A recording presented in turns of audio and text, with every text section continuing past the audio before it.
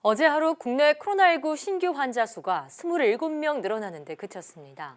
50여일 만에 처음으로 20명대로 내려간 건데 방역당국은 숫자에 불과하다며 섣부른 예단을 경계하고 있습니다. 고려대학교 약학대학 김정기 교수 전화로 연결돼 있습니다. 교수님 나와 계십니까? 네, 안녕하세요.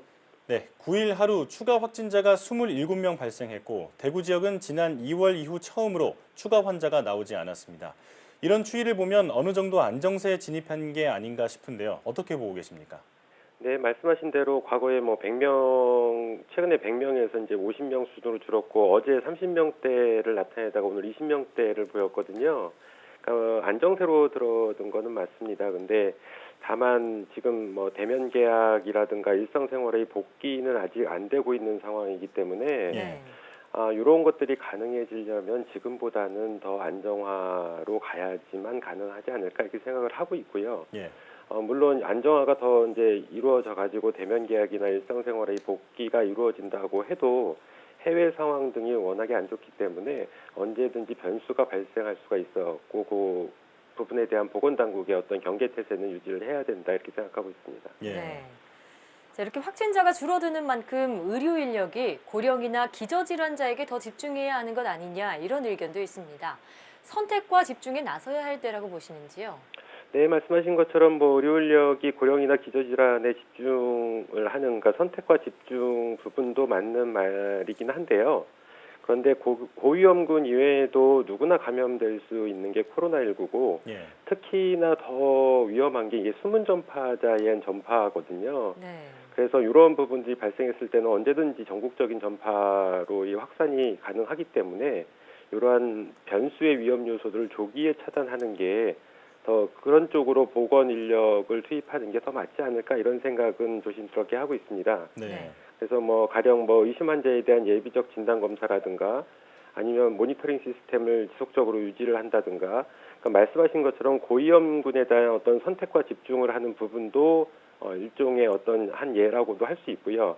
특히 앞으로 대면 계약 등이 이루어질 경우에 학교나 학원 내에서의 어떤 감염 발생에 대한 모니터링 부분 이런 부분들의 보건 인력이 투입이 되는 게 더 맞지 않을까 이렇게 생각을 하고 있습니다. 예. 네. 이 선택과 집중에 나서야 할 때긴 하지만 긴장을 놓기에는 이르다는 말씀이시고요. 자, 정부가 다음 주에 생활 방역 지침을 발표하고 국민 의견을 수렴하겠다고 밝혔습니다. 방역과 생활이 조화를 이룰 수 있게 구상하겠다고 밝혔는데 생활 방역이 어떤 건지 설명해 주시죠. 현재 보건당국에서 얘기하고 있는 강화된 사회적 거리두기 대신에 대부분의 경제활동 등 일상생활을 유지하면서 위험 요소가 존재하는 한 사회적 거리두기를 하자 이런 개념이거든요. 예. 그래서 강화된 사회적 거리두기 대신에 일정 부분의 사회적 거리두기를 실천을 하고 그래서 다수의 사람들이 모이는 곳은 가급적 피하는 이런 융통성 있는 그리고 어떻게 보면 자발적인 사회적 거리두기를 얘기하는 거고요. 그리고 당분간 마스크 착용을 일상화하고 손 씻기 등 그러니까 과거에 우리가 얘기했던 감염병 예방 수칙을 준수하는 이런 수준이라고 보시면 될 것 같습니다. 예, 조금 더 완화된 수준의 사회적 거리두기다 이렇게 이해하면 될 것 같습니다. 자, 그런가 하면 코로나19 완치 후 재확진 사례가 잇따라 발생하고 있습니다. 9일 기준으로 재확진 사례가 74건에 달하는데요. 의학계는 코로나19 바이러스의 재활성화에 무게를 두고 있는 상황입니다. 재활성화라는 게 어떤 의미인가요? 재활성화라고 하는 게 이제 특이적인 치료제가 있는 경우에는 치료제를 사용했을 때 체내 바이러스를 크게 줄이거나 없앨 수가 있습니다. 근데 코로나19 같은 경우에는 특이적인 치료제가 없다 보니까 보존 치료 등을 하면서 실제로 낮춰져 있는 면역력을 높이는 수단으로 쓰고요. 그다음에 높아진 면역 체계가 체내 바이러스를 없애는 이런 방법으로 가게 되는데 그러니까 이게 한번 낮춰져 있는 면역 체계가 다 회복되지 않았을 때 그리고 현재 진단기법으로는 검출이 안 되느나 체내에 바이러스가 존재하는 경우가 있거든요. 이 경우에는 면역 체계가 제대로 작동을 하지 않기 때문에 언제든지 체내 바이러스가 다시 증식할 수가 있습니다. 이런 경우를 재활성화라고 하는데 실제로 우리가 일상생활에서 알고 있는 대상포진 등과 같은 허피스 바이러스나 에이즈 바이러스 같은 경우에는 잠복 감염을 하고 있거든요. 그러니까 잠복 감염하고 재활성화는 별개의 개념입니다. 예. 이 면역력이 충분하지 않았을 때 잔존 바이러스가 다시 활성화되는 것을 재활성화라고 보면 되겠습니다. 네. 자, 그렇다면 재활성화가 코로나19의 일반적인 특성이라고 봤을 때 완치되더라도 재확진되는 경우가 많아질 것 같은데요. 지역사회로의 재확산의 가능성은 어떻게 보고 계신가요? 실제로 아직까지 재활성화가 코로나19의 일반적인 특징이라고 얘기하기는 다소 어렵고요. 아직 검증이 제대로 안 돼 있습니다. 그래서 네. 재확진되는 케이스가 재활성화다라고 하는 거는 그 사례에 대한 가장 가능성이 있는 가설이고요. 네. 이 부분에 대한 부분은 이제 앞으로 과학적으로 검증이 돼야 되는데 어찌됐든 어떠한 이유든 간에 완치 후에 코로나19가 재확진된다라고 그러면 지역사회로의 재확산 가능성은 배제할 수는 없습니다. 예. 일단 바이러스 재활성화를 코로나19 바이러스만의 특성으로 보기에는 다양한 요인이 있을 수 있는 만큼 조사 결과를 좀 더 지켜봐야겠습니다. 자, 정부가 여러 명을 한꺼번에 검사할 수 있는 취합검사법을 도입했습니다. 이 취합검사법이 구체적으로 어떤 것이고 또 주로 어떤 상황에서 진행하게 되나요? 보통 과학계에서는 취합검사법이라는 용어를 이제 풀링이라는 영어 용어로 많이 사용을 하고 있습니다. 그래서 요 기법이 이제 어떻게 보면 새로 소개가 되면서 마치 새로운 어떤 획기적인 기법으로 소개가 되고 있는데 그러한 기법은 아니고요. 뭐 실효가 많거나 진단 비용을 줄이거나 하는 목적으로 실험실상에서 오래전부터 사용해 오던 기법입니다.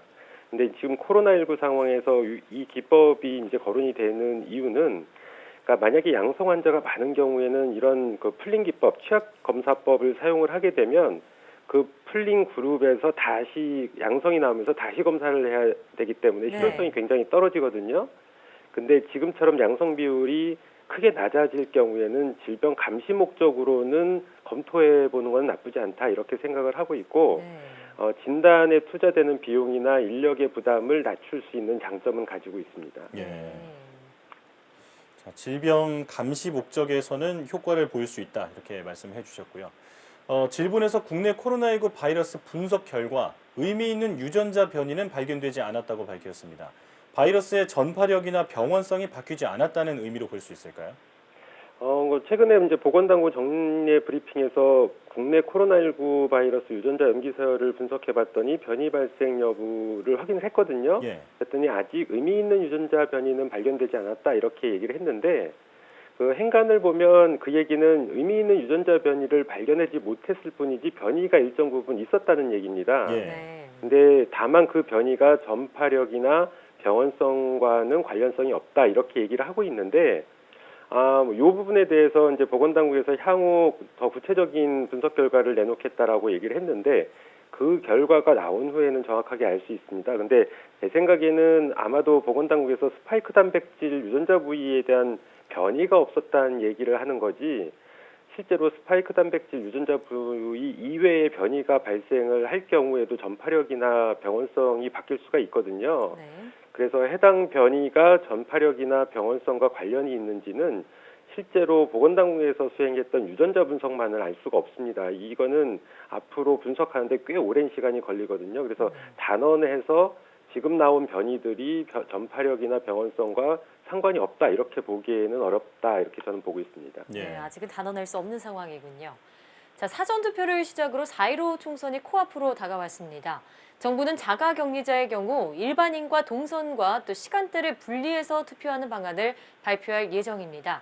그 사전투표 같은 경우에는 감염 위험 때문에 하지 않았는데 본투표는 시행하겠다 이런 얘기인데 혹시 모를 일반 유권자들의 감염 가능성은 어떻게 보시는지요?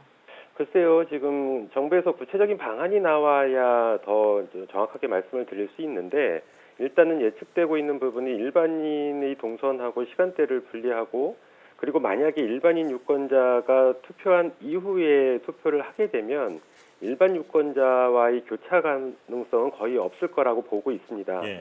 근데 다만 지금 자가격리자가 수만 명에 달하고 있거든요. 그래서 이분들이 자가격리지로부터 그 자가격리지도 굉장히 다양한데 거기로부터 투표소까지 이동에 관한 부분이 있어요. 그래서 자차로 스스로 이동을 하는 건지 아니면 이동 시에 정부 또는 지자체에서 이동을 책임지는 건지 그러니까 자차로 이용할 경우에는 중간에 어떤 행위가 있었는지를 알 수가 없거든요. 그리고 비단 투표소뿐만 아니라 이동 과정에서 일반인과의 접촉 가능성도 있고 그리고 해당 시간대의 이탈자 관리에 대한 부분이 굉장히 어렵습니다. 그래서 그리고 또 하나는 투표를 마친 후에 이들과 접촉했었던 투표소 직원들의 어떤 자가격리 여부 이런 부분들도 같이 공존하고 있기 때문에 네. 방역적인 측면에서는 여러 가지 문제점이 있을 수밖에 없다 이렇게 생각을 하고 있습니다. 예. 좀 이동 단계 같은 그런 단계에서 빈틈이 있을 수 있기 때문에 추가적인 대책이 필요해 보입니다. 자, 코로나19 확산을 막기 위한 우리 사회의 노력이 조금씩 성과를 내고 있습니다. 코로나19를 하루빨리 종식시키기 위해서는 우리 모두의 협조가 무엇보다 중요하다는 점을 기억해야겠습니다. 지금까지 고려대학교 약학대학 김정기 교수와 함께했습니다. 교수님 오늘 말씀 고맙습니다. 감사합니다.